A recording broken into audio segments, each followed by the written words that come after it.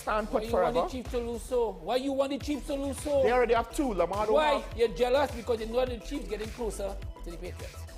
Let's go to the last part. No, of this game. no. Let's go to the last part.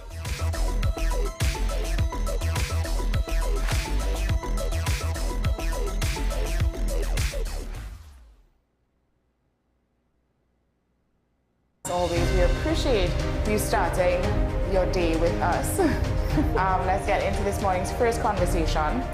Is the country's healthcare system more at risk more than ever? Why it has remained unaddressed for so long. Political parties get lots of cash, big cash from financiers, and then when they get that now, you can't account for it. But it's really the specialist nurses who we are in a greater shortfall for.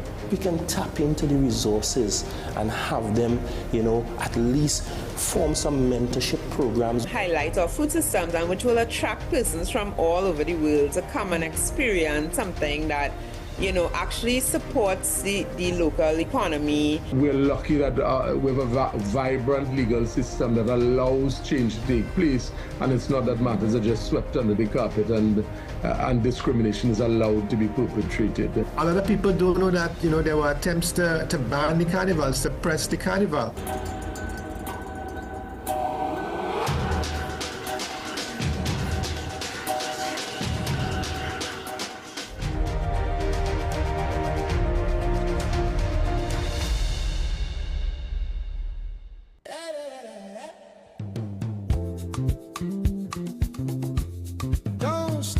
Previously on Cover Star. Just keeping on with my flow.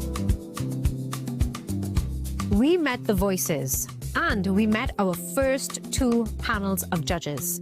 Episode 1, Vonnet Bickford and myself, Hannah Abdul. Episode 2, Candice Alcantara and the piano girl Johanna. And shout out to our judges for tonight's episode, Jarrell Forbes, Luke Samerson, and Vonnet is back. Over the last two episodes, we got into the covers and the judges looked, listened, and scored. Two contestants were unable to perform due to illness. They did not score and they were out of the running. This is Cover Star, where music history meets its next voice. On WESN, the content capital. Money is something we all deal with, but how many of us truly understand it? What if you could make better decisions with your money? Decisions that secure your future, protect your family, and bring you peace of mind. I'm Darren Jacobs, and I'm here to help you make sense of your dollars. Welcome to Dollars and Cents, the show that breaks down the financial world in ways that matter to you. No jargon, no confusion, just real conversations about money, your money. So join me every Wednesday at 10 a.m. on WESN for Dollars and Cents.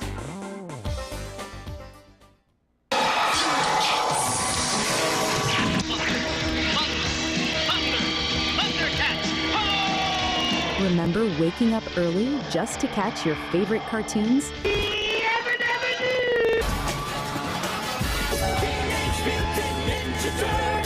WESN brings back those magical mornings with Retro Saturdays.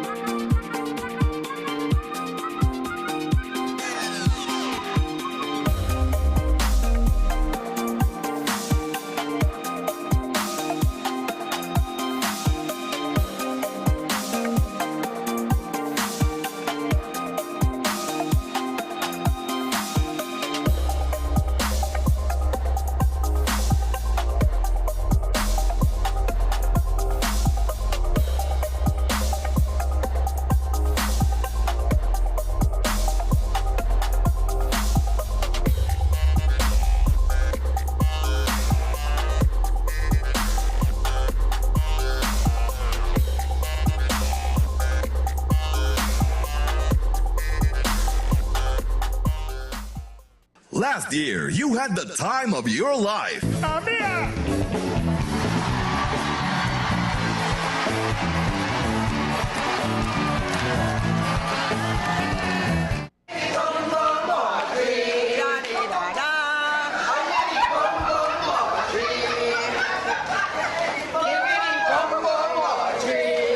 This year will be even more fantastic. Get your tickets now for Gone But Not Forgotten 2. I feel like home. They gave us the memory. Woman, you could run away too. They gave us the rhythms of life. Now let's give them their flowers. Trinidad and Tobago, join us for a special tribute to our legendary musical icons who have passed on in Gone But Not Forgotten. Including Funny, Swallow, Singing Francine, Shadow, Arrow, Maestro, Rootsman, Lax, Sandoli, Rash Shorty Eye, plus lots more. Their music still lives on in our heart. An unforgettable night as we celebrate their legacy in Gone But Not Forgotten. Wednesday, February 4th at Napa and Thursday, February 5th at Sapa. Showtime both nights, 6:30 p.m. Your master of ceremonies, Sonny Bling. Tickets $300 and $250. Early bird tickets bought by Monday, January 26th. Cost $50 less. Available at Crosby's, Jumbo Foods Barataria, Mart's Liquor Palace, Digo Martin Main Road, all Kenny Sports, Western Union, Tuna Puna, all Extra Foods, Athletes by the Park, and IslandEatTickets.com. An extra $10 off for online purchases. For more info, call 732-3402. Gone, but not forgotten. WESN.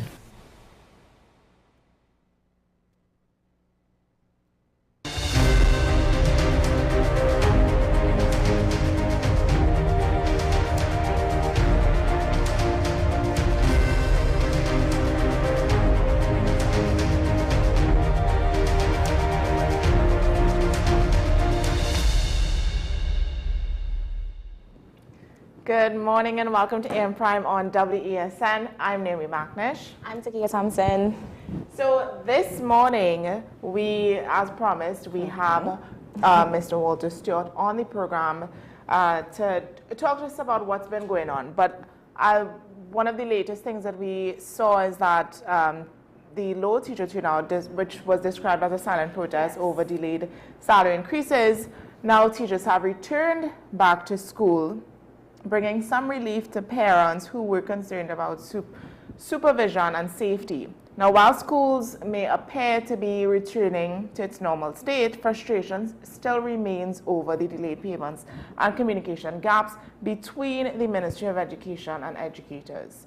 So joining us this morning is Mr. Walter Stewart, President of the National Council of Parent-Teacher Associations, to share what is really going on the ground where parents, teachers, even the students are concerned, and what's been happening over the past few days.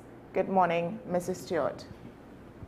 Good morning, and let me wish all of you, I know it's day 30, but let me wish all of you a very happy, prosperous 2026. Thank you. And all your wishes and dreams will come through this year.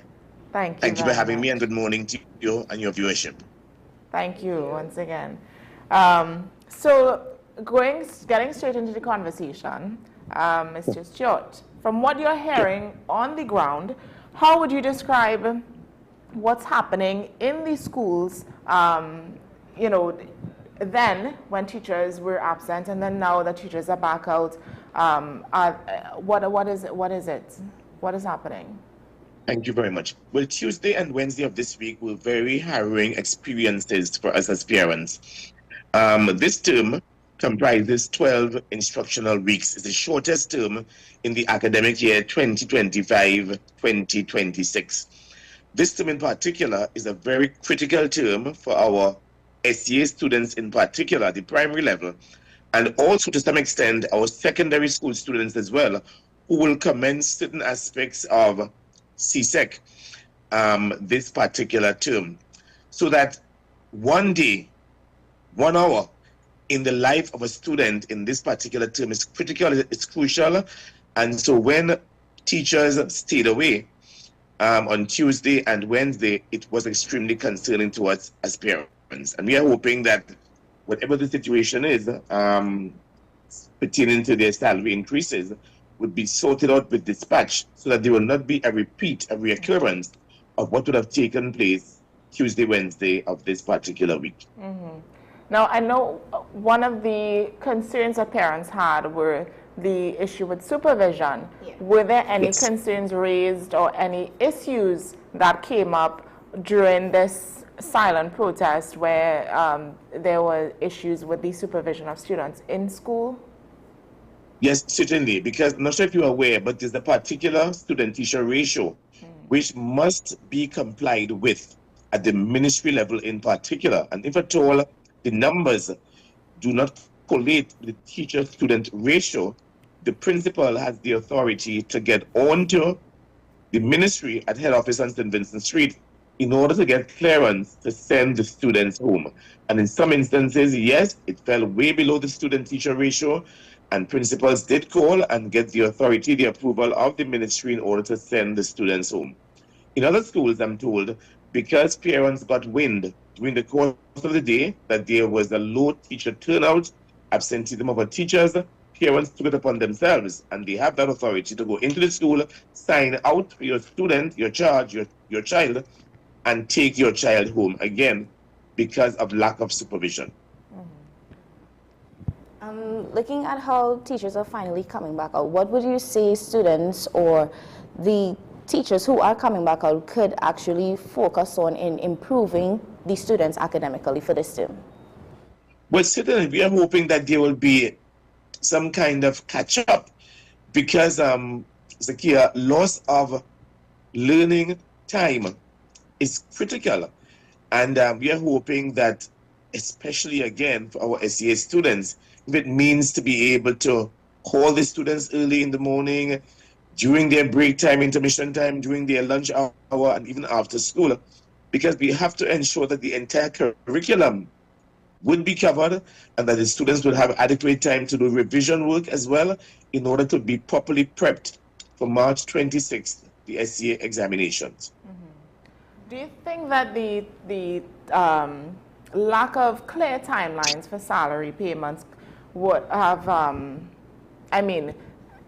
what do you think this will be carried out for a much longer period in time? Because yes, teachers are back out to school now, but if there's this continued lack of communication between the teachers, the ministry, even then now the teachers and parents, because I know parents are also concerned that they're not getting wind of anything that's happening beforehand, so they know how to prepare or how to organize with their children when the week comes. Sorry. No, do you think we would see more time where this is happening? And that is what is important, Naomi, because, and you use the word communication. Communication is key in this particular issue, because the government did make certain promises to tutor, the governing body of the teachers, to pay at the end of January. And if there are mitigating circumstances wherein the government is unable, or there is a delay or a deferment in making the payment, it is a simple task. Call all the parties together around the table, Minister of Finance, Minister of Education, tutor, the other stakeholders, and lay your cards on the table. I think tutor would be amenable to that kind of arrangement, but to clandestinely omit them from discussions and not communicate, your word again, not communicate with them is abhorrent. It's totally unacceptable. Yeah. Now, we mentioned exams approaching and all of that, and this is a crucial time for most students, right? Yes. Now, what sort of assurances do the parents need now to feel more confident, or to have that confidence in the education system that there won't be any further disruptions and setbacks for their children? I think the government needs to come out and plainly indicate to the national public the exact date of the payment of the increases to our teachers. If the date is going to be February 28th, please indicate that to the teachers so that they understand that you are serious, because there's certainly a lack of lack of faith, lack of trust in this particular situation. You cannot promise, not keep your promise, and not say a word. So in order to regain that trust and confidence in the system, the government needs to come out and say clearly we are going to pay at so and so time, and let the teachers be assured of that particular commitment by the government. Yeah. Now, Mr. Stewart, if that does not happen, do you think that it is, acceptable or understandable for the teachers to continue doing what they're doing if they decide to host yet another sick out? Would you say that we should empathize with the teachers? Should we understand why they're doing this and just allow it to happen? Again, let me refer to promises. In the government's manifesto on education, the government placed, and of course this is now government policy, as you are aware, the government placed top priority on education. As a matter of fact, the fiscal budget here of the government in 2025-2026 fiscal, education is top of the list. They were given the lion's share, well, the largest sum allocated to the Ministry of Education, showing, of course, the government's that they are relying and placing emphasis and significance on education. In their manifesto, they also emphasize 3 imperatives in education. The student was number 1 on the list. They understand the purpose of and the meaning of education in the lives of our children. So the children were at the top of the list of the students, the parents, and of course the education system. And if the manifesto and government policy is to mean anything, put your money where your mouth is. What you have stated in your government's policy, let us see it being manifested by honoring your commitment to the teachers. To answer your question in particular, if at all these promises are not met and the teachers, take whatever action they deem necessary, whilst we are going to agonize and we are going to regret deeply the actions that they have taken, we would really have no other choice but to plead with them to come out and teach our children because of what is taking place with regards to the SCA in particular. But of course, our hands are tied and we can only plead with them, appeal to them, because we are placing so much emphasis on education. Gotcha. Agreed with what you're saying. So in terms of looking at it from the parents' standpoint, how can they help their children or students settle back into that routine where we would have had the 2 days of that miss out? There would have been a big gap where I know students who definitely did nothing and they were also concerned with what's going to happen. So how can parents help them settle back into routine? We have had discussions, or we are having ongoing discussions, with the Ministry of Education, specific to meeting with our parents so that they can understand the curriculum at all levels, from the infants department up to Cape, secondary schools. When we do get this dialogue with the ministry so that parents, even at the lowest level, can have an understanding and an appreciation of what the curriculum entails, it will put us in a better position to be able to help our children and to see the status of where they are at vis-a-vis the curriculum, because you are tested invariably on the content of the curriculum so that we are able to understand what that is all about. I will give you an example of what I did when my daughters are now grown, but when they were in primary school, we were now going into the metric system. And I didn't go under the metric system. I made it my duty, with the permission of the teacher, to sit into one of my daughter's classes to understand what the metric system is all about. I'm not saying that all parents will do that, but it is now the responsibility of the parents to either seek help, get additional support for your child in order to assist and support your child in instances like this, so that you are not totally and wholly dependent on the teachers. Of course, they have their role to play, but parents will now be adept and in a position where they can now offer assistance and support to their children in order to ensure that they are on target and they are well prepared for the examinations at hand. Now, Mr. Stewart, we do have to wrap shortly, unfortunately, as we started a bit late. But I just would like you, if you can leave one key message with, whether that be for the government, for teachers. I know this week has come to an end, but going into the new week, just so we can have, you know, for the sake of the students, yes. But also that the teachers, they know that they are, it is okay to stand up for themselves. Yes. Yes. Thank you. Let me make another point as well before I go into that. These students who are doing the SCA examination in March, when they came into the system in 2020, the infant system, they were disenfranchised, they were disadvantaged. There was no social time because they were behind the screen, they were behind a device. So they were already given a hard blow when they started their education system.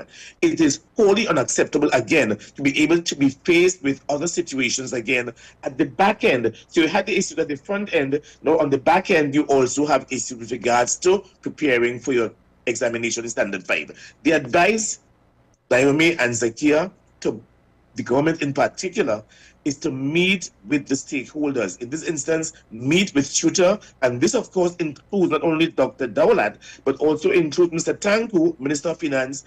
Get your teams together, meet with tutor, meet with the teachers, lay the cards on the table so that we can all have some level of assurance that they are going to be paid, they are just due, and that there will be no reoccurrence of what took place here Tuesday and Wednesday of this particular week. Do you think this is going to happen very soon? Can you see it happening very soon? Well, we are making our own overtures, and I dare say, to the powers that be, so that there can be some meeting of the minds on this particular matter. Because at the end of the day, while the elephants are fighting, it's the grass that is suffering. In other words, our charges are the ones who are the casualties in all of this. They are the ones who are impacted negatively when these conflicts take place.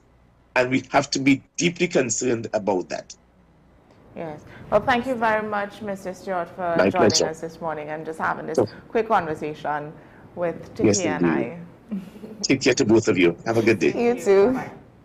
Oh, All right, so we're going to take a quick break now. When we come back, we have another conversation planned for you. Yes. This one, it's a bit, it's some knowledge just to feed you on this Friday morning. So stay with us. We'll be right back.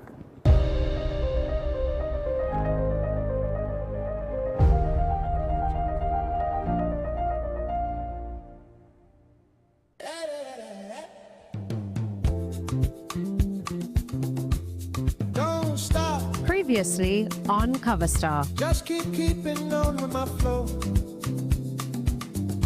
We met the voices, and we met our first two panels of judges.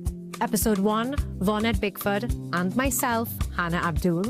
Episode 2, Candice Alcantara and the piano girl Johanna.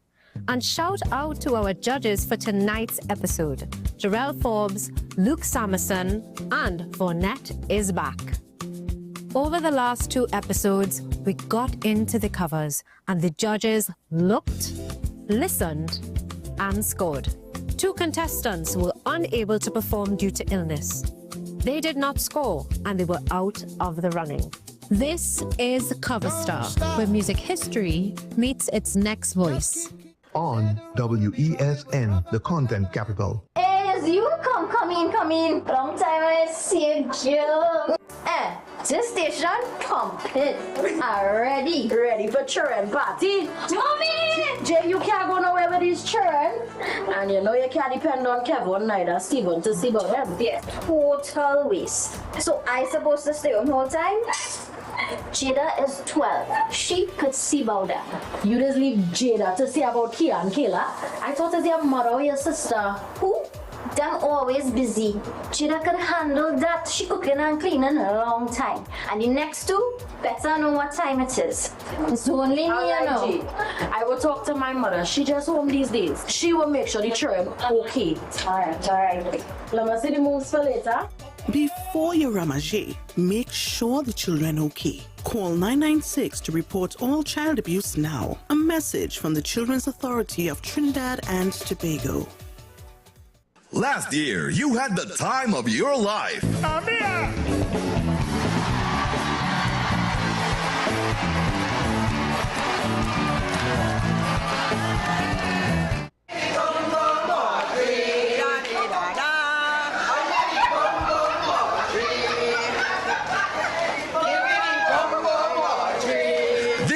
will be even more fantastic. Get your tickets now for Gone But Not Forgotten 2. I feel like home. They gave us the memory. Woman, you could run away too. They gave us the rhythms of life. Now let's give them their flowers. Trinidad and Tobago, join us for a special tribute to our legendary musical icons who have passed on in Gone But Not Forgotten. Including Bunny, Swallow, Singing Francine, Shadow, Arrow, Maestro, Rootsman, Lax, Sandoli, Ras Shorty Eye, plus lots more. Their music still lives on in our heart. An unforgettable night as we celebrate their legacy in Gone But Not Forgotten. Wednesday, February 4th at Napa and Thursday, February 5th at Sapa. Showtime both nights, 6:30 p.m. Your master of ceremonies, Sonny Bling. Tickets $300 and $250. Early bird tickets bought by Monday, January 26th. Cost $50 less. Available at Crosby's, Jumbo Foods Barataria, Mart's Liquor Palace, Digo Martin Main Road, all Kenny Sports, Western Union, Tuna Puna, all Extra Foods, Athletes by the Park, and IslandEatTickets.com. An extra $10 off for online purchases. For more info, call 732-3402. Gone, but not forgotten.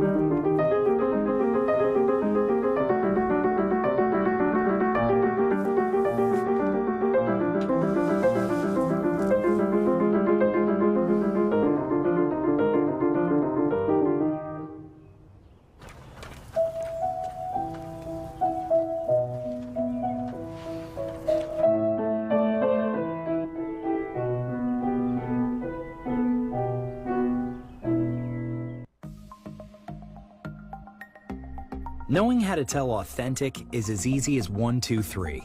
Find it, match it, search it. Step 1. Find the style number on the tag. Step 2. Match the style number inside the jersey with the number on the tag.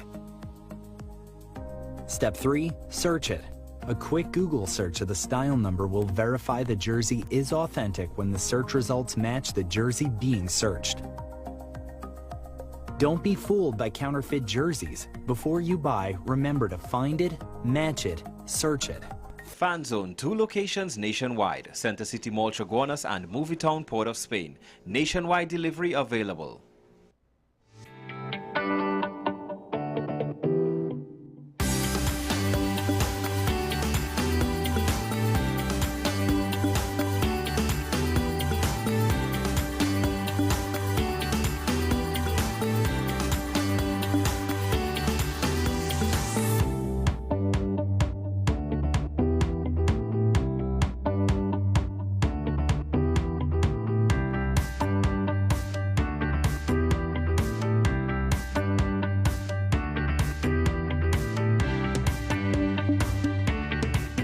The home of Caribbean content is growing, and we welcome you to be a part of the #1 platform for young personalities who are driven to make a positive impact in society. As we continue to reach every corner of Trinidad and Tobago through our daily broadcasts, our social media pages, or through our 75+ digital billboards across the nation, contact us to learn about our competitive rates via marketing at wesncc.com or call us at 628-5835. WESN Content Capital, television with a difference.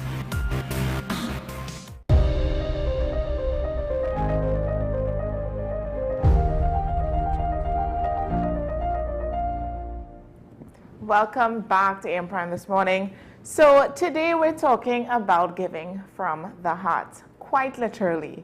A major blood drive is coming up, and with blood shortages affecting lives every day, We're joined by Dr. Shashi Govind of the Northwest Regional Health Authority and the Trinidad and Tobago Medical Association, along with longtime community advocate Revanti Luxing of Seaward International TT, to discuss why blood donation matters now more than ever. Good morning, gentlemen. Welcome to AM Prime. Good morning, and thanks for having us. Thank you for joining. So, Dr. Govind, let's start here. Why is blood donation such a critical issue in Trinidad and Tobago right now?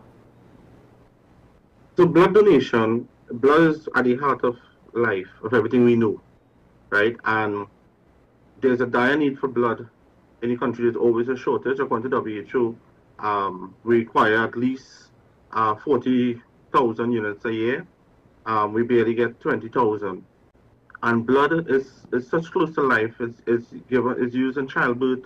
It's used in emergencies, elective surgeries like cardiac surgeries, children with thalassemia or sickle cell diseases. So it's very, very important and actually sustains life. If that answers your question. Yeah. So there's always a need, and hence the reason why we have drives like these encourage persons to give voluntarily. Yes. Now, many people hear about... Sorry? No, I was just going to add, Sure. not only that, we as a social organization, literally on a daily basis, people reach out to us who need blood, who have a loved one, maybe a parent or someone close to them who need blood. Even those people who have blood disorders like thalassemia, sickle cell, who requires monthly and regular blood transfusions, they always struggle to get enough blood, right? And this is something that could help them live a normal life, help them be very productive in society. But if they don't get it, then the internal organs start to fail, and they become a burden on the state because now they have to go to the hospital. But if they get the blood, they become a productive member of society and they add to the GDP rather than take. Right. Now, what happens in our hospitals when the blood supply runs low? So what happens is that patient care gets delayed. Also, people are forced to patients, and as doctors, we are forced to ask patients, as practice is really to ask patients to try and seek blood from their relatives and friends. And this in itself puts one a strain on relatives. It also, in a way, lead people to do unthinkable things like pay or give inducement for blood. And this is something that we hope to address by voluntary blood donation, as what the risk this runs is it increases the risk of transmissible bloodborne diseases, right? And increases the risk of transmission of HIV and syphilis and other diseases. What it also does is that it puts those of the lower socioeconomic group at a disadvantage, because now they won't be able to pay for donation, or they may not have healthy individuals or people around them to necessarily come forward with the chits as what exists now. So just to address some of those things, right? It is actually illegal to pay for blood, and there's a specific reason for that.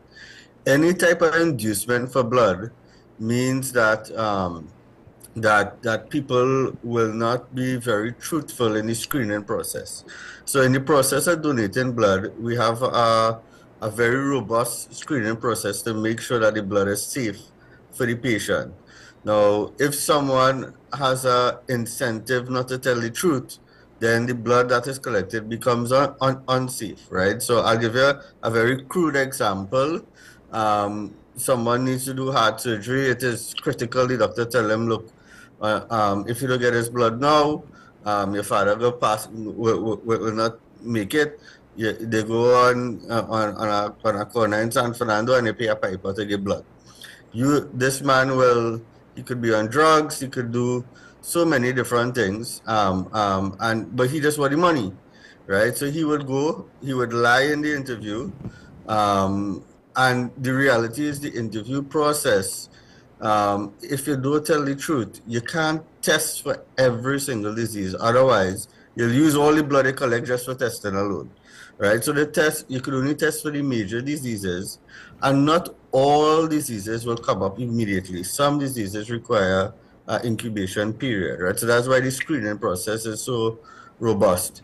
But when you have a shortage, wherever you have a very, very high demand and a very, very low supply, people tend to get induced, right? And want to pay. And then this creates this environment where you could have unsafe blood coming into the system. And this is not a problem that the doctors or even the government so much could deal with. This is a problem that we, the people, had to kind of solve on our own. There's only we only need 40,000 units of blood, as Dr. Sashi said, right? We have over 650,000 working people, eligible people. So out of 650,000 working people, we just need 40,000 of them to give once a year, right? And we could solve all the blood donation problems we have in Trinidad. Right, wow. So we know that many people are normally hesitant to donate due to fears or myths that may come up. What would you say to someone who has never donated before and may be a bit nervous about the process? Maybe I could take this one, Sashi. So I'm one of those persons. Every single time I go to give blood, I just have to psych up myself. I do not like needles. I'm not a medical practitioner, so I'm not accustomed to those things. But I have given at least 40 units already. My wife, she's a little worse than me, and she has given 38 units already. But we have made a conscious decision to say, here, what now? This 15 minutes of inconvenience could save somebody. Actually, it could save 3 people. And I think it is the most patriotic thing that someone could do for your country. You don't know who will receive this blood, whether it is class, whether it is race, all you know is somebody from Trinidad receiving it, right? And the majority of blood transfusions are done by people who require surgeries, mothers, and Dr. Shashi could talk about this some more, mothers who have to do C-sections. It is a section of society that is a little more vulnerable and require this blood. So our mindset is, look, if we could inconvenience, just for a short inconvenience, we could save somebody's life. Now, just to reiterate what Rayvan was saying, I mean, it doesn't cost anything. You know, it's a very selfless act of giving. It isn't, as Rayvan said, it takes about 15 to 20 minutes, a very passive procedure. And you actually do, the feeling of accomplishment of doing something selflessly, it's worth it. We all have a fear of needles. I'm a doctor as well, but I mean, you know you're going to get sick, but it still hurts. But it's very little in comparison to the overall good that it does. And when you see these kids or these these patients who have blood disorders like thalassemia, major, or sickle cell, they come in for regular blood transfusions.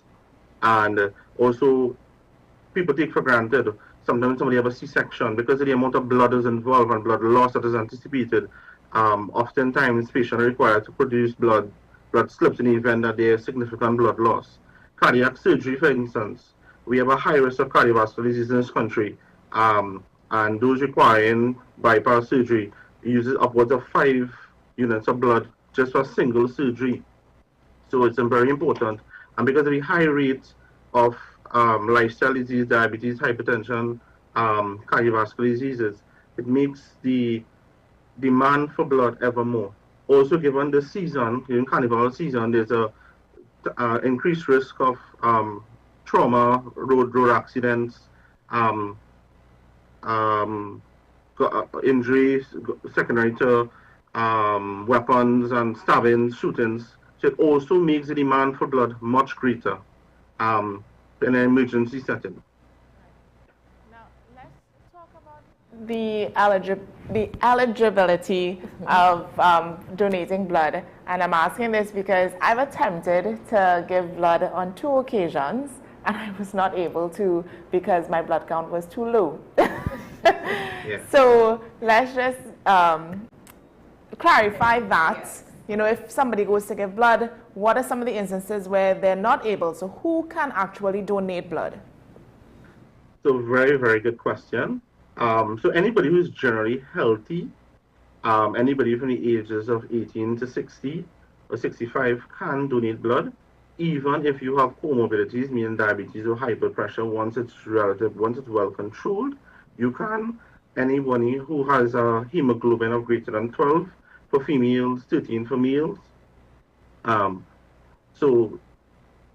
they check it. They do but as part of the screening process, we usually check it on the morning of the donation. Patients who generally healthy overall can give blood. Those who can't give blood, though, those who have any active viruses within the last 2 weeks, anyone who is known to be anemic are not able to. Anyone who has traveled to any malaria endemic areas, for example, South America or any Caribbean area, for example, like Suriname or Guyana, where malaria is prevalent. Anyone who has a tattoo in the last 3 to 6 months, and this is the reason for this is because exposure to needles during the procedure for tattoo or even travel delays presentation of if there's any infection like HIV, syphilis. It takes some time, hepatitis as well. It takes a while, up to 6 months to show up. So although when a unit is collected, it's screened, it may not necessarily show up right away. So just to summarize a little bit, right? All the misconceptions that we have that you cannot give blood with diabetes and hypertension, right? Once it is controlled, you can give blood. With regards to tattoos and travel, yes, you can still give blood, but your tattoos or your piercings, your surgery had to be at least 3 months ago. With regards to persons who may have attempted and had a low iron count, right? It just means that that you have to pay attention to your diet and your sleep, right? That is very important. Those 2 things affect affect your screening process. I personally could tell you, and I haven't given so many times, that if I don't sleep well the 2 nights before I donate, my iron actually drops. So those are things that you could consider. In your case, I'm sure Dr. Shashi would be willing to do a checkup and make sure that everything in order, so that if you want to come and donate on the 7th, the 7th of February, you can. We'll be having this blood drive at the Monto Blood Bank. We'll start at 8 a.m. and last appointment will be around 2:33 for the latest. And we will go through, we have an appointment process where once you register with us, we will call you, we will do a pre-screening to make sure that, you know, everything is okay and you don't waste your time. If you can, we ask you to come, bring a friend, and we'll screen them too. And even if you're unable to give, or you feel you're not able to give, help us be an advocate, right? Help us advocate for others to give blood, so that we can help the system itself. Right. Now, yes, Dr. Tashi. So I just wanted to say something on his what Rayvan said. So it's really a good way of presenting yourself for blood donation is a selfless act, but it's also a very good way to get a free health checkup. Because you get screening for blood pressures. Oftentimes, many persons who present themselves isn't aware that they are anemic, they isn't aware that they have underlying high blood pressure, or even of obesity. And we often pick up these things. Also, with the screening of the blood, given the fact that each unit that's collected is screened, goes through a screening process, it also acts as a safety net for you, and patients are usually contacted in a very discreet manner if there's something present in the blood, right? Also, what it does, the given blood has a lot of cardiovascular benefits, meaning that it's good for your heart because it reduces the thickness of blood and the amount of blood. It also stimulates your bone marrow to produce blood, right?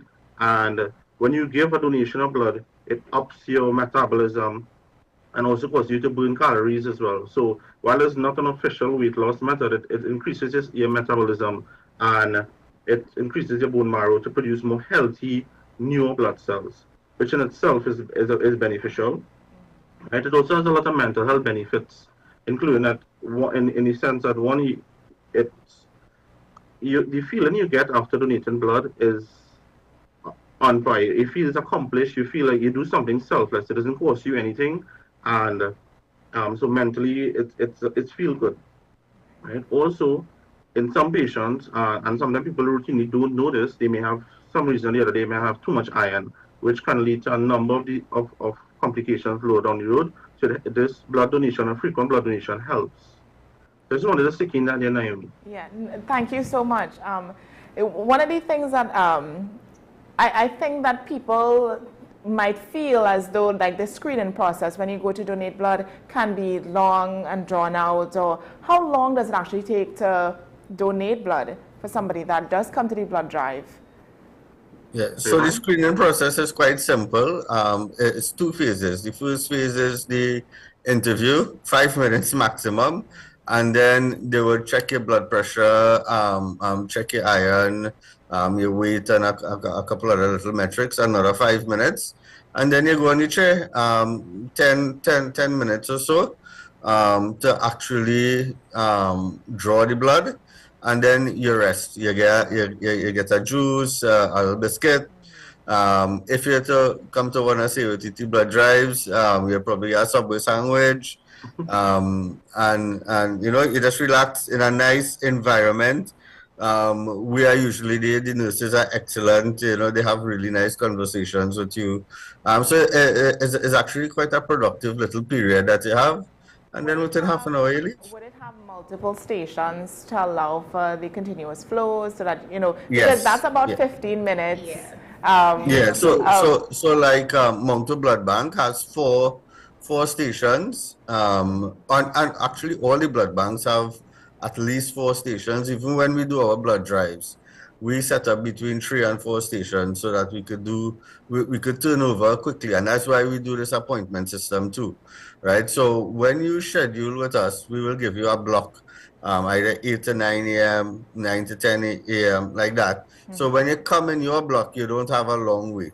Of course, there are times when, you know, people come a little late, or the things that you might have a 15, 20 minutes wait, but it is not an unproductive wait, because, I mean, once you're with us, the conversations, and it's really a nice, light, fun environment that we create also. Right. So we hope to do about 12 per hour, right? But I mean, as Rivan said, that can change based on a number of reasons. One, it could be if you're nervous, your blood pressure is a bit high, you didn't hydrate enough. So that's very, very important. You drink at least 4 glasses of water before. You hydrate before, because, and the nurses will ask you, before they put you on the chair, did you hydrate? Because the issue is when you go to donate blood, it could be as short as 10 minutes to 15 minutes. However, the draw becomes longer, takes longer if you're dehydrated. And then you tend to feel dizzy afterwards. Hence, we put a lot of emphasis on hydration prior to donation as well as after donation. As Rivan also said, a good night's rest is very, very important, because as we all know, not sleeping well or constantly not sleeping well can lower your blood count, and that's often a myth. Because oftentimes, and Rivan and I usually, we talk about this before, where people have the myth that if you work shifts, like shift workers shouldn't donate blood, or vegetarians are not allowed to give blood. But those are myths. Once you are healthy, you eat properly, your iron content is, with a normal for male, is usually about 12 to 13 for female. They usually take about 11, 12, but usually 12. Then you're healthy, you're able to give blood. Oftentimes, I remember even when I was in university and I would go to give blood, my parents would say, you know, no, you're studying. You know, you shouldn't give blood, you need the energy. And that is totally a total misconception, because the benefits of giving blood, it actually stimulates you, increase your metabolism, it makes you feel healthier, and actually is very, very good for your overall health. So I know you probably got this question before, but persons may want to know how much blood would they be given. So what is the least amount or what is the most amount of blood they can give? So usually the recommendation is about 15%, not more than 50% of your blood volume, which works out to be anywhere from 350 to 500. Usually it's around 450, 500 mils of blood, which is really a drop in the bucket. Our body consists about just about 5 liters of blood. Males tend to have a bit more. So it's really not a huge amount of blood, 450 mils of blood, and usually is drawn in 10 to 15 minutes. And it's important. I've known, like, I've given blood several times before, maybe not as much as Raven has, but once you do the correct thing, you hydrate properly, you sleep well, you had breakfast in the morning prior to donation, you have something to eat afterwards. These things kind of limit the effects of any form of dizziness that you may feel afterwards. So a couple of things on the amount of blood, right? There is a scale, particularly Mount Hope Blood Bank. Everything is fairly automated. So once the drawing process starts, there's an automatic agitator, and once you reach a certain level, it cuts off automatically. The nurses are always there looking at it. So it's a very smooth process. With regards to requirements, having a good breakfast and being hydrated is important. That enhances the experience so much, because you literally will have no problems once you eat 2 good doubles, or a good breakfast, and you drink enough water. And for me, I usually buy a bottle of coconut water for after I give blood donation, and if I drink out a bottle of coconut water within that 24 hours, I don't experience any problems at all. Yeah. So basically, if you're somebody who does intermittent fasting, just don't do the intermittent fasting for that morning that you're going to give blood. Right? Eat breakfast, please. Also, no strenuous exercise within the 24-hour post blood donation. And for obvious reasons, everyone said coconut water, even electrolyte drinks, is recommended, but nothing sugary. We avoid sugary drinks for obvious reasons. They lead to dehydration. Coffee is a diuretic, means it helps, it dehydrates you, so it's always advisable to avoid coffee. Green tea is a good option as well for post donation.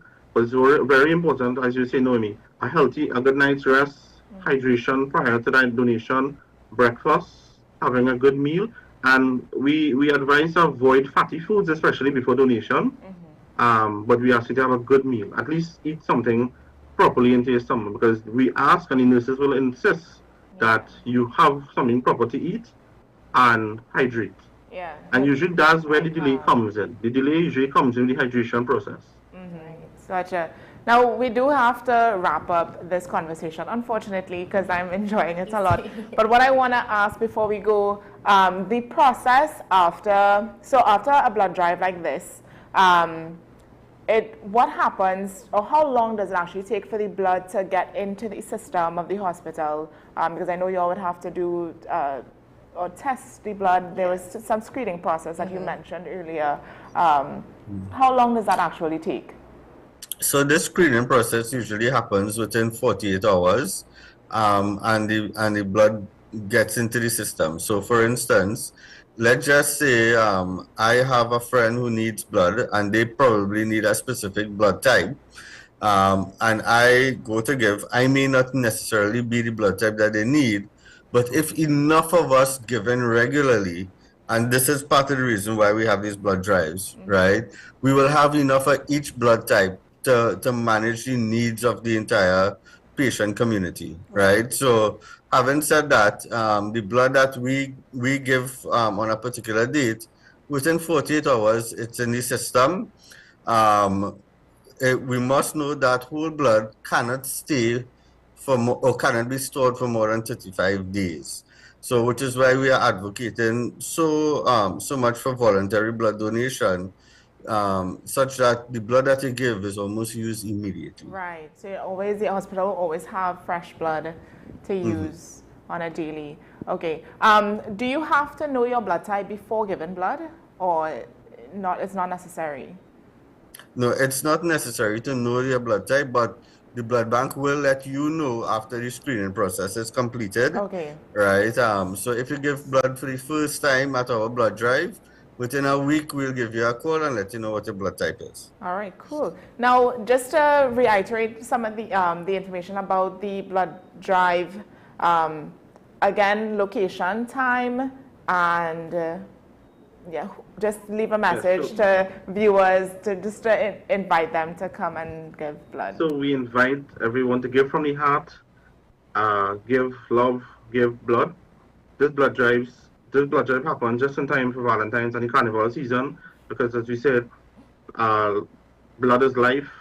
Give from the heart, and do the selfless act can go a very long way in helping strangers. It can very well help your own, save your own life and that of your loved ones. So this blood drive happens on Saturday, February the 7th, between the hours of 8 a.m. and 3 p.m.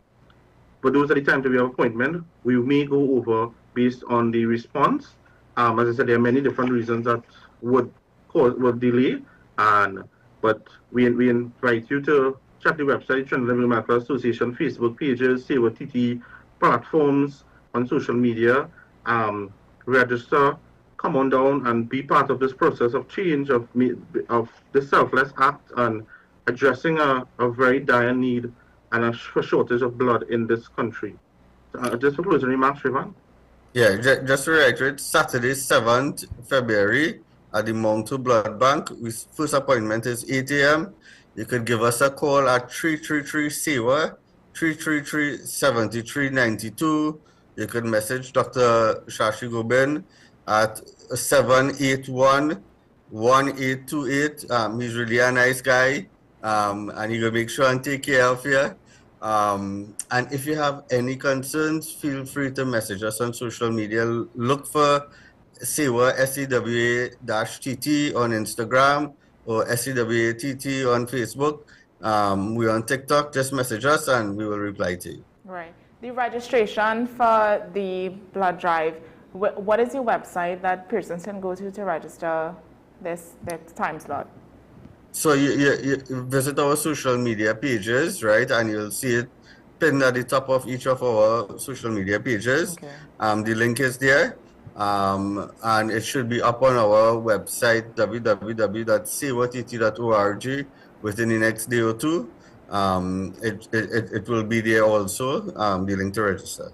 All right. And the link is also there on the Trinidad and Tobago Medical Association. So if you go on Facebook, Instagram, and the site of Trinidad and Tobago Medical Association, it's already on the website with the link, or the viewers could reach out to any one of us and we'll send them directly the link to register. And you can choose your time slot. So we hope to see you, Naomi. Was that? I said we hope that you can join us on Saturday, 7th of February. I will. Eric Williams. I will come down or come up and attempt once again to donate the blood. I will try my best to do everything right, because I don't usually eat breakfast. I don't know if that's a problem, but I will eat my breakfast, not exercise the day before. Yes. Drink lots of water and get good rest. Get good rest. Yeah. Get good rest. Just quickly, you could exercise the day before. You could exercise right up to just before the blood donation. It's just 24 hours after. Okay. Okay. So you could exercise. Well, that's fine. I don't do exercise on weekends, so. But thank you so much, gentlemen. You'd most likely see Tiki and I. Yes. We will come, we will support, we will give blood once we can. Yes. But this conversation was very enlightening, and I appreciate you joining us this morning. Thank you very much, and thank you to all your viewers and listeners. We were happy to be here. It was a pleasure. Thank you to both you guys and to WESN. On behalf of the Trinidad Medical Association Central Branch for having us and for allowing us this opportunity and platform to enlighten your viewers. Yes, So definitely. thank you very much, and we hope to see many of you at our blood drive on Saturday. Just to stick up in here, there's also World Blood Donor Day, usually held on June 14th every year. And last year, again, ICNTT and the Trinidad and Tobago Medical Association held its joint blood drive. So this year is no different. So we ask you to look out for that blood drive in June as well. We'll try to get everybody at WSN to give blood. So yes. all the guys in the back, everybody watching. Just remember the date, Saturday, 7th February at 8 a.m. to 3 p.m. at the Airlink Medical Sciences Complex Blood Bank. Hope to see you there. All right, guys. Thank you. Thanks again. Bye-bye. Bye-bye. All right, so well, just before we take a break, we're going to reiterate Saturday the 7th of February 2026, 8 a.m. to 3 p.m. Y'all can visit the website, SEWA website, that's SEWA TT on Instagram, on Facebook to register. You can also visit the TTMA Central Branch, their Facebook, social media pages, Facebook, Instagram, North Central Regional Health Authority as well. And any of those, you can find the registration link at the top of their profiles. You can also message SEWA TT on WhatsApp 333 SEWA SEWA, as well as Dr. Shashi Gobin 781-1828, Dr. Jade Mohammed 705-5446. All those numbers are up on the screen right now. Also, keep in mind your items to walk with: valid ID card, and if you have a donor card for previous donors. If this is your first time, just walk with your ID card. That's it. So guys, I really, really hope everybody feels, make it your duty, you know, just do something, as Dr. Shashi Gobin said, something selfless. And give from the heart. And give from the heart, literally. All right, so we're going to take a quick break now. When we come back, we have one more conversation in store for you. This one is on a similar trajectory, so stay with us. We will be right back.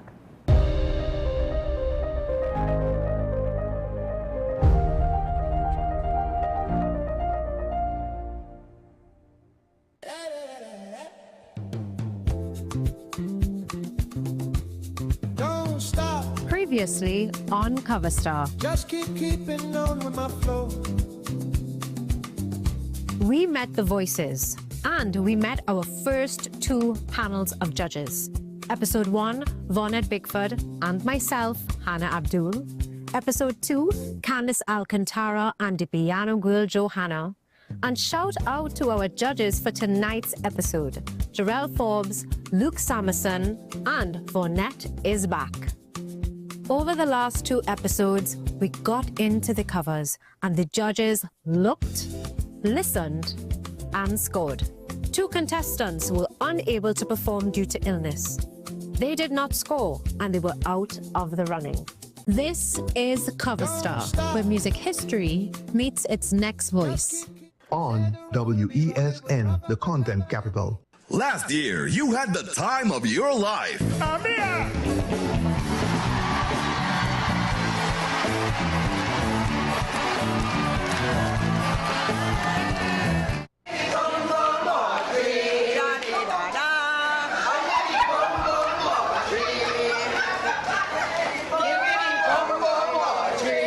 This year will be even more fantastic. Get your tickets now for Gone But Not Forgotten 2. I feel like home. They gave us the memory. Woman, you could run away too. They gave us the rhythms of life. Now let's give them their flowers. Trinidad and Tobago, join us for a special tribute to our legendary musical icons who have passed on in Gone But Not Forgotten. Including Bunny, Swallow, Singing Francine, Shadow, Arrow, Maestro, Rootsman, Blacks, Sandoli, Ras Shorty Eye, plus lots more. Their music still lives on in our heart. An unforgettable night as we celebrate their legacy in Gone But Not Forgotten. Wednesday, February 4th at Napa and Thursday, February 5th at Sapa. Showtime both nights, 6:30 p.m. Your master of ceremonies, Sonny Bling. Tickets $300 and $250. Early bird tickets bought by Monday, January 26th. Cost $50 less. Available at Crosby's, Jumbo Foods Barataria, Mart's Liquor Palace, Diego Martin Main Road, all Kenny Sports, Western Union, Tuna Buna, all Extra Foods, Athletes by the Park, and IslandEtickets.com. An extra $10 off for online purchases. For more info, call 732-3402. Gone, but not forgotten.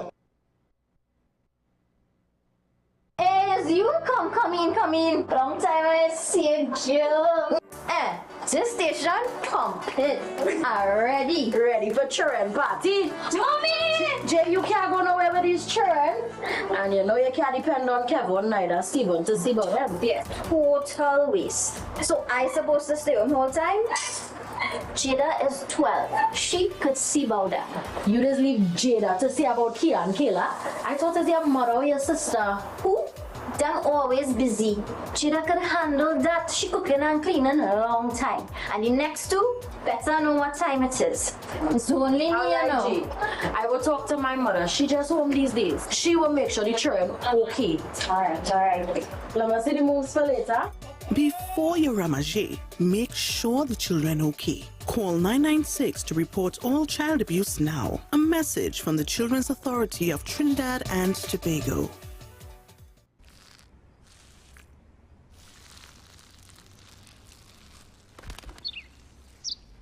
Maybe he landed here totally by coincidence. But if by chance he's admiring your fresh coat of Benjamin Moore soft sky blue, well, that's a pretty high compliment. Coming from an expert.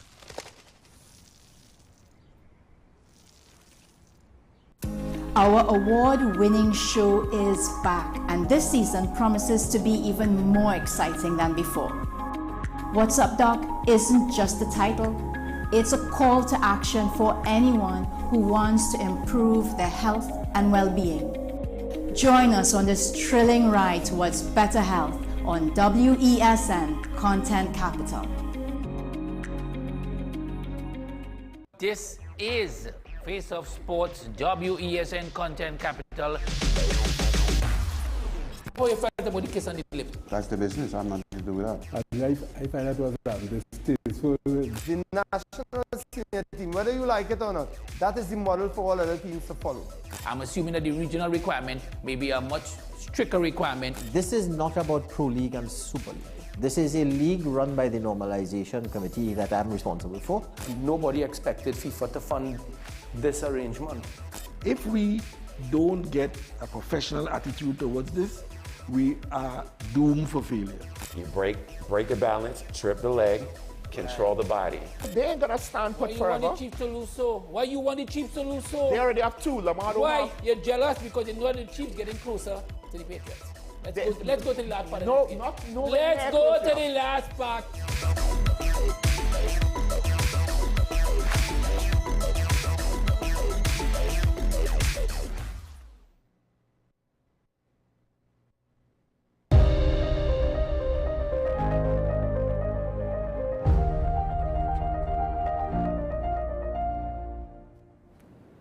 Welcome back to AM Prime this morning. Now, getting into our final conversation of the morning, we are touching on one that's it's very important and is vital for our society as well. Now, literacy has recently entered the national conversation, not as a tool of empowerment, but as a weapon for ridicule. An opinion piece that was done in The Guardian challenges the harmful idea that reading ability equals intelligence, highlighting how differences in brain wiring affect how easily people acquire literacy. Now, joining us this morning are Paula Lucy Smith, founder of the Adult Literacy the Adult Literacy Teachers Association, and Arlene Wallace Romero, CEO of ALTA. They're here to respond to recent occurrences that perpetuate literacy stigma, explain why shame has no place in learning, and how ALTA's Tutor and Reading campaign is calling on the public to be part of the solution through their volunteer tutor program. Now, good morning, ladies, and welcome to AM Prime. Thank you so much for joining this morning, for taking the time and coming on just to have this conversation with us. Now, first to begin with, I want to touch on that issue of the stigma around learning and why is it so bad. Now, Paula, the Guardian article speaks directly to the way literacy was recently used as an insult. Why did you feel it was important to address this publicly? So, you know, for 30 plus years, I have been working in the field of literacy. And before that, I worked in a secondary school. And there, you know, we're talking the 1980s that I was a teacher in secondary school. And shame and literacy were just linked. And you had so many students in school that I was teaching in a Form 4 and Form 5 class who could not read well enough to access the curriculum and to do well. And instead of trying to help these students in the school system, what was happening is they were constantly being shamed. And what they learned to do was one of two things: hide, just disappear so that nobody knew they were there, or then be really aggressive. So you have that is happening so early that we connect the two. So one of the things that we need to change, and in adult literacy we have been trying to change, is to break that connection between saying ability and ease of acquiring reading tells you something about a person's intelligence. Right? So, you know, 40 years ago, we didn't have the scientific research that we have now. Now we know through the science of reading and this whole neuropsychiatry, neuropsychology, neuroscience, there's a whole new field of science that deals with how the brain works, how it thinks, how it learns. And you think about what is reading, right? There is a difference between reading and language. So about 100,000 years ago, human beings developed language, speech. Only 5,000 years ago, we started to write that down. So writing is an invention. Speech and language are natural. You talk to children, they'll learn to speak. You read to people, they won't learn to read. It'll help them, but it's not going to teach them. To read, you need instruction. You need to be taught, because this is not a natural skill, this was invented, right? So think about what happens when you're reading, right? You have the speech, like I'm talking now. You can't see it, but when we read, we have to see it. So you take a little squiggle, and you say it represents this sound, right? But you have 44 sounds, and you have 175 ways to represent those same 44 sounds. So it's not a straight one-on-one, this sound, this symbol. So it's a complex decoding skill. That's what reading is, because until you can get to the point where you look at a word and that word, you recognize that word and can say it. So most of our students say they have difficulty pronouncing the word, but it's not really a pronunciation problem, it's a recognition problem. How do you look at something in a represented format, not spoken, in just letters, which are just little shapes, right? And you take that and you say, that's that word. And then once you can recognize that word, only then can you get the message. So that is the foundation of reading, that you are able to decode, take written symbols, and get a word from it. And that's where about half of the population has difficulty. So recent research is going to show that the way your brain is wired when you are born, right?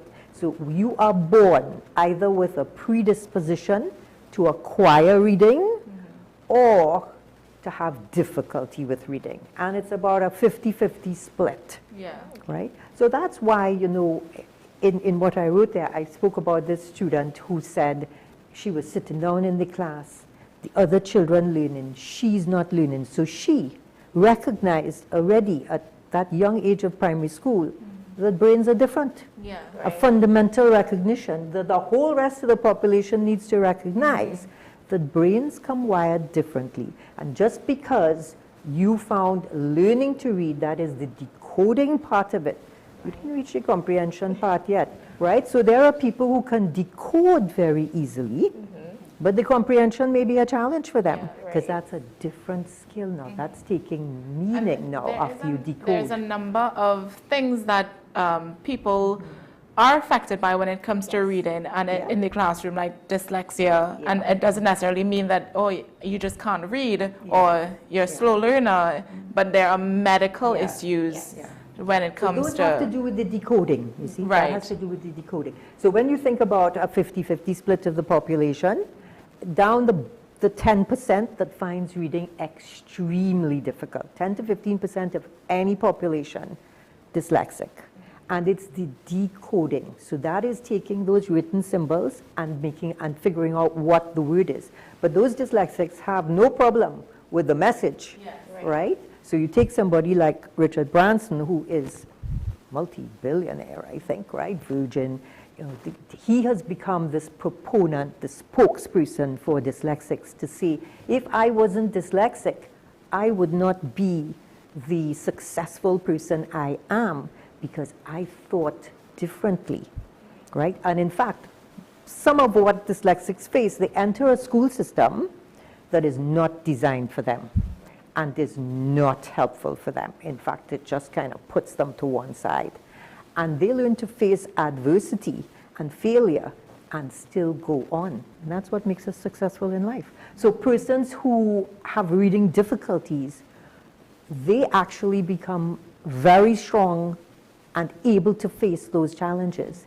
But don't get me wrong, I'm not saying you should not be learning to read. I'm saying you've got to go the extra effort, the extra mile to acquire reading, because it does open doors for you.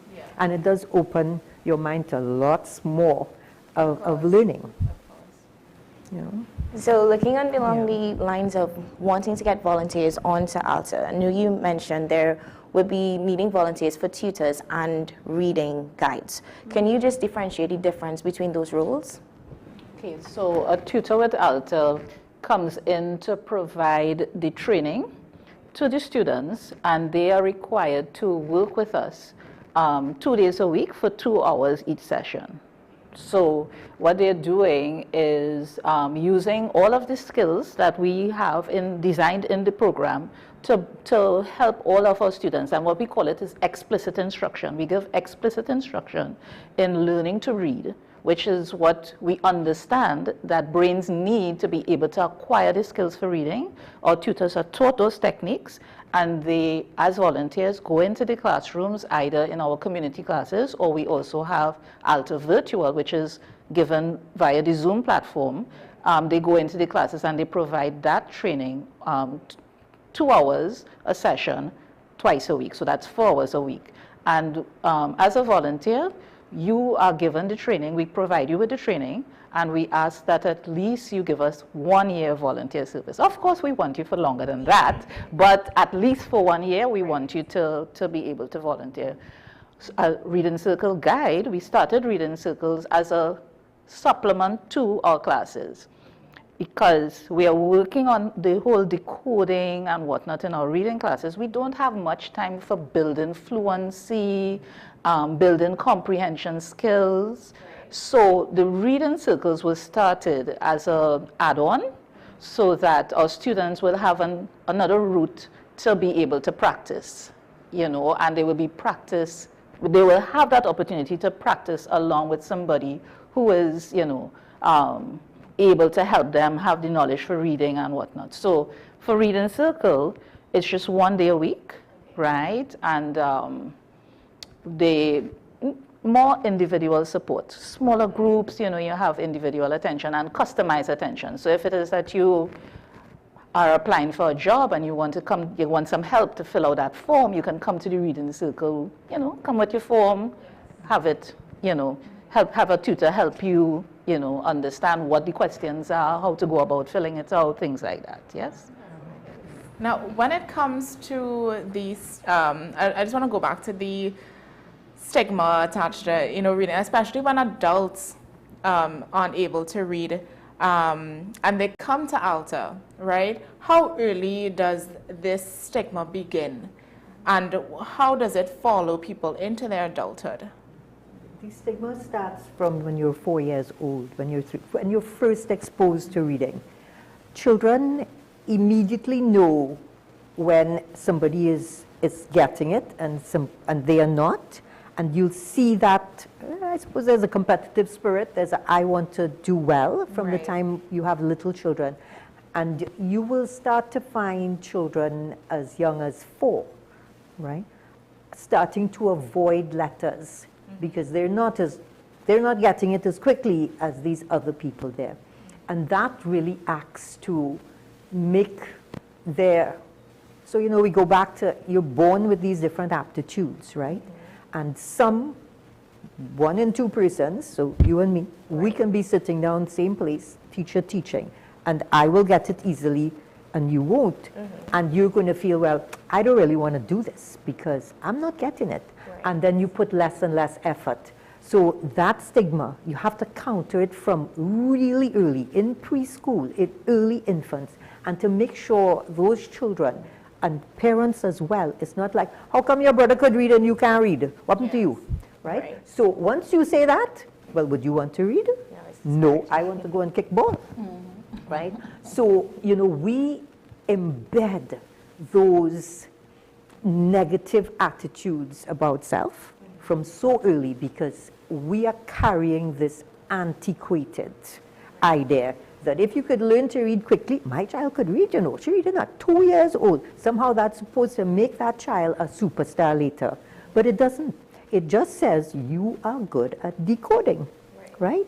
And all the other aspects, the thinking skills that go with reading, that's another set of skills. Decoding is the starting point for reading, but so much else is to do with brain processing and thinking skills. So one doesn't equate the other.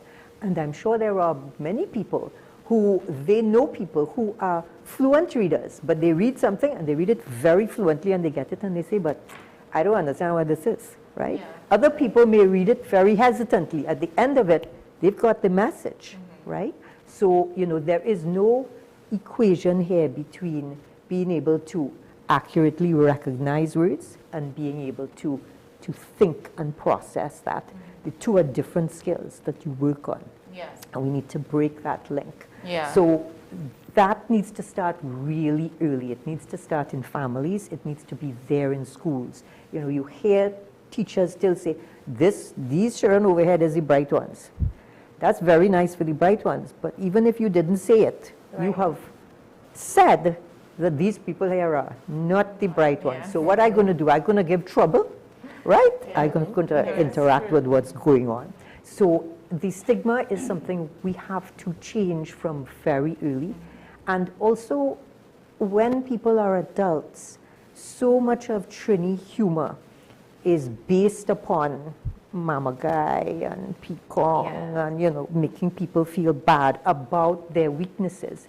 And we want to change that so that not being able to read well is not one of those things that we are using to insult people in our society. And until we, the readers, and all of this rests with us who are reading, that we need to change our attitudes and stop feeling that just because I could read better than him, I am better than him. Different skills, same kind of thing. I really do love the way that you differentiated reading to understanding and speaking even. Now, Arlene, when it comes to ALTA and the adults that come to learn, what are they saying to ALTA about the role of shame and embarrassment when it comes, or what role does that actually play when in their decision to come and seek help, to come and seek support? Is it more of an avoidance? Is it shameful?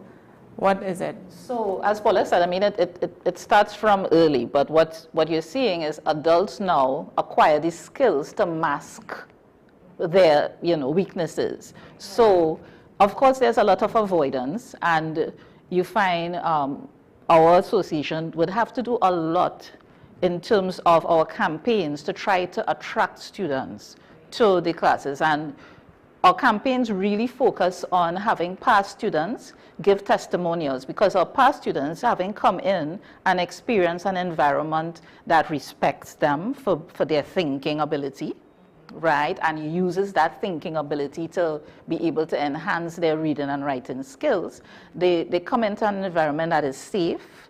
They come into an environment where they feel that their privacy is protected, right? We are able to use those testimonials to try to reach out to other adults who are still in that phase of hesitancy, feeling so ashamed. And we know, I mean, when Paula says 50% of persons are not going to get reading and writing skills in the same way as others, right? They need explicit instruction. That means we have a population, right, of many thousands of people who need ALTA, right? But do we see that in terms of the numbers that come to our class, right? We know that there are more people out there that need us than are coming to us. There still needs to be a lot happening to break down those issues. And it's not only shame that is stopping people from coming, right? Life is happening, so there are a lot of other things, but shame is a huge factor. We see it when students refuse to come to our class in their community. They prefer to go out to another community so that, you know, you're not going to see somebody, right? ALTA tutors, you can have a student and from your church, when you go to church, if you didn't know that person before, you don't say, hey, oh, where's class? No. You didn't know the student. We have to protect their privacy. You know, it's really important that our students understand that this is a safe environment for them to come, to be vulnerable, to learn, and to just, you know, focus on their own improvement. Yeah. You know, we had one student last year said, you know, I've given so much to my daughter. It came a point in time where I said, I have to deal with me now, you know, and those are the students that we want to work with when they're saying to themselves, this is my time. I need to focus on me. I need to improve, you know, and spend that time, you know, trying to get the skills that I need to be able to survive. I mean, we can't deny that reading and writing is an important skill for us to have in this modern society. Agreed. Yeah. One of the things too that you notice, Aline, they're talking about safe place. You find students when they first come, there's a hesitancy about them, right? But within a few weeks, sometimes even the next week, you just like see a different person there. They're not looking at the ground anymore. They're looking up at you. They are engaging. They feel comfortable. So being out where there is that stigma, and you step into this safe environment, and where people recognize that you have skills, you are a person with experience, with knowledge, and we are drawing on that. So that stigma, it never goes out there, but it goes in, it disappears from within the person, how they feel about themselves. And that is the true transformation that you find with our students. And we see it, you know, now we have readings under the trees. We're having the 5th one, where we go into the botanical gardens, middle of March. This year is 14th of March. And our students read alongside published authors under the trees, right? So it's in a public, and the first year we kind of had a separate tree because we thought the students maybe would feel a how. But now they're mixing in with the other authors. People are asking to read. We have people that say, I read last year, I want to read again this year, right? And they are reading their own writing, their own experiences, right? So you see that personal transformation that happens, that people get, as one of my students said, she get a boldness. She could just go anywhere now. She's not afraid anymore, you know? So it is that is really transformative. And if we could get that feeling, that freeing of this shame factor throughout the population, you know, people will be just walking into ALTA, stepping in, learning to read, and you know, the productivity levels, the level of calmness and social harmony you're going to get. It's going to be a vast difference. Yeah. So the stigma is the real thing, the shame. We have to change it. One of the things, well, I know your article, it calls for understanding and action, those two things. Now, what does real support actually look like when it comes to struggling readers. And I think this is where we can kind of tie in the call for the tutor and reading campaign that you guys have. So let's see how we can tie those two things in and just talk about it some more. Okay, so of course, I mean, as you said, how does support show up? Support does show up with our volunteers being able to make themselves available to ALTA to provide that time. And the volunteer, getting to become a volunteer is a bit of a process, yes. But what we are trying to make sure is that our students have quality tutoring, right? So we do have an interview, then you have to observe at some classes, and then you go through the training. And then even while you are a new tutor, you are being guided by a more experienced tutor during that year, because we want the quality of what our students receive to be the best that it can be, yes? Other than that, of course, support happens with our ability to have free venues, you know. So of course, you know, the community centers, the schools that we go to, the churches, church halls, that support shows up in that way as well. And then of course, nothing, even though it's provided to our students free, it's at a cost. So of course, the donors, of course, will be really very important for us as well. We have, in 2022, we launched ALTA Online. And ALTA Online is a web-based interactive program that we use our experience with teaching adults to build a program. And really it came out of I think two main factors for us, right? One was about the shame. So you wanted to get a product that people could use to learn to read and write in the privacy of their homes, or, you know, in a space where put on a headphone and you have your own device and you learn on your own, so there's no tutor supporting you there. And then two, you have adults who will not be able to come to our classes at their scheduled times, right? They work shift and things like that. So that was affecting their ability to regularly attend. And so we've developed ALTA Online to provide that flexibility. You can, you know, be able to learn to read and write at times that are more convenient to you. Right. You know, late in the evening, midnight. We had students at midnight showing up online, you know. Update when the students still on. Yes, you know, so, but yeah, so support shows up, as I say, generally with our volunteers. We thrive on the influx of volunteers into our training every year, and of course the other factors that are important. When it comes to the volunteers, how much of somebody's time would have to be put into being a volunteer?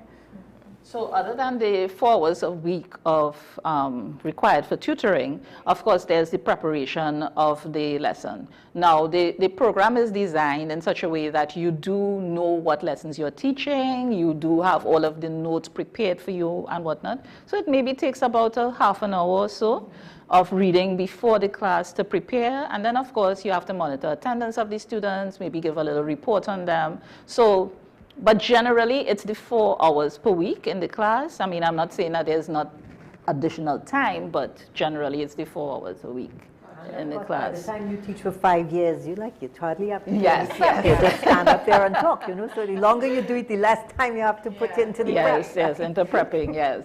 What is the age limit for somebody who is interested in becoming a volunteer? None. Yes. So generally we find people come just at retirement or so, you know. But of course, we like the demographic of the younger tutors as well, you know. I started when I was about 26 or 27 or something like that, So, you know, that energy is there. So we like to get a range. To add on to what Nami asked in terms of age, are there particular requirements or qualifications that you look for when getting volunteers? We just look for a pass in English. That's it. And it's the time, you know, the time and the commitment. You know, that's what we look for. Time. We will give you the skills for teaching. And in fact, you know, sometimes if you come from a primary school teaching background and you think you totally prepped for this ALTA thing, you realize we're doing things a little differently. So fine if you have never taught reading before in your life, come. We will teach you what you need to know. You have to have you have to be a nice person, compassionate, patience. I think patience is a big part. Empathetic. You have to just like being with people. And you know, so many of our tutors say that they themselves have grown because they are interacting with people that in their normal everyday life they would not. So it builds bridges to different people, different communities, different worlds. And you yourself expand. I mean, we have tutors that have stayed with us 20 plus years. And they really just, this has become part of their lives. And it gives a sense of fulfillment that perhaps other things in your life are not giving you. You know, so much of us have to work at a job because we have to get, you know, the means to live, but it's feeding the soul. Yes. This conversation is, it makes me feel like maybe I should do something with my life now. Well, we're happy to receive your call, right? We really, you know, the young tutors bring a different vibe to the classes. So we really want and our students that are older than the tutor, they mother them, they father them. You go into a session and you are learning, because that was my experience, you are learning so much from these older men and women in your class. It really doesn't feel like a tutor up here and students. You really equals sharing. I'm sharing the skills for you to learn to read, and you are sharing your experience. I mean, that's how that has happened. You are learning, you know. And so it's shared learning, yes. Now, someone left a comment asking, is there a certificate involved? Yes, so after the training and the year of volunteer service, you do get a certificate, and our patroness, Mrs. Hassanali, she normally comes to our AGM and she will deliver the certificate to all of our volunteers, and we take a photo. That's great. All right, so we do have to close here up the conversation, but I just want to reiterate some of the information on the flyer. If you are interested in applying to become a volunteer, you can complete the online application at alta-tt.org/volunteer/tutor. Also, the reading guide, this would be for more information at alta-tt.org/volunteer/reading guide. So all that information is up here. Minimum requirements, CXE or CSEC English, at least a grade 2, right? So this is definitely something, think about it. It will not take much of your time. I think the most time that it will take would be in the beginning. Becoming the volunteer would be where a lot of the time is going to be taken up. But see, the training is in April, but of course you've got to go through the process before. So now is the time. Now is the time to or latest just after Carnival, right? Of course, we extend our invitation to readings under the trees on March 14th. So, you know, become part of the Alta community by just coming and listening to our students read under the tree. Information about this on Alta's social media website. Okay. Under the trees, your reading under the trees is welcome to the public, open to the public. Really want the public, because this is going to help break down the stigma. You know, it really is our big event where we want everybody to turn out, and it's a family-friendly event. We have a kids tree as well with kids authors, you know, published authors. So we're not just hearing Alta students. Right. So we're having, if you know, are an our author and you want to read your book, you can come. Okay. Awesome. Great. So we will, if you guys have a flyer for that, you can send it, and we will put it up leading up to that date in March. Yes, exactly. All right. Thank you, ladies, so much for coming on, for talking with us. This is something that we will continue to advocate for, to break the stigma. When I was younger, I struggled with reading myself. Look at you now. And look at me now. So that's it. The acquisition doesn't mean that there's any difference in where you go with your life. It may take you a little longer, a little more energy and time, but you get there. Yes. You know? Thanks for sharing that. I was like holding on, like, should I say it? Should I? But No, it was fine. That's where we know we're breaking down the barriers, yes? Of course. All right, so that brings us to the end of AM Prime this morning. I do, before we close, want to share one comment that from our previous conversation. Somebody said that people are scared for a little bit of blood to be taken from their body, think they will get too weak, wish I could still give. Now, I did ask Dr. Shashi Gobin to respond to this comment. He said, it's understandable to be scared, but it's a small amount of blood taken, and once you eat well, sleep well, and hydrate, everything will be fine. Now, it's a myth. The reason why people feel weak is when they don't do the above. And most times it's vasovagal, meaning the body has to take a few minutes to acclimatize to the reduced blood volume, but does so quickly. Now, within 48 hours, your blood volume returns to normal, and in 6 weeks, blood cells are replenished. So there's absolutely nothing to be scared about, nothing to worry about. The nurses, doctors, they will advise accordingly when you come and you do the screening. If you're able to give, if you're not able to give at that point in time, they're not going to take blood from you if you don't have blood to give. Yes. Right? So just keep that in mind, and don't be afraid. Go get your screening if you're able to give blood. So ladies, I also want to encourage you guys, if you're willing to go. Awesome. Awesome. That's incredible. All right, so that brings us to the end of AM Prime this morning. Our quote for today. Code for today. So, small steps taken with consistency can lead you to places big dreams alone never will. So, I'll say that again. Small steps taken with consistency can lead you to places big dreams alone never will. I love that. Very timely for this conversation this morning. It always is. All right, guys, so we ran behind time. So we have Sean Michael Small with Talking Point now. So stay tuned, and Tiki and I will see you back here again Monday morning. Bye-bye. Bye.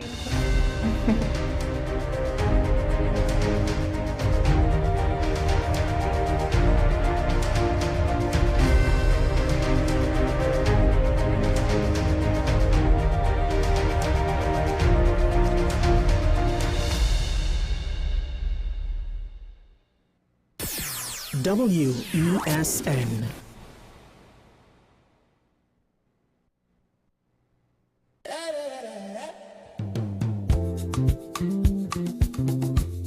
Don't stop. Previously on Cover Star. Just keeping on with my flow.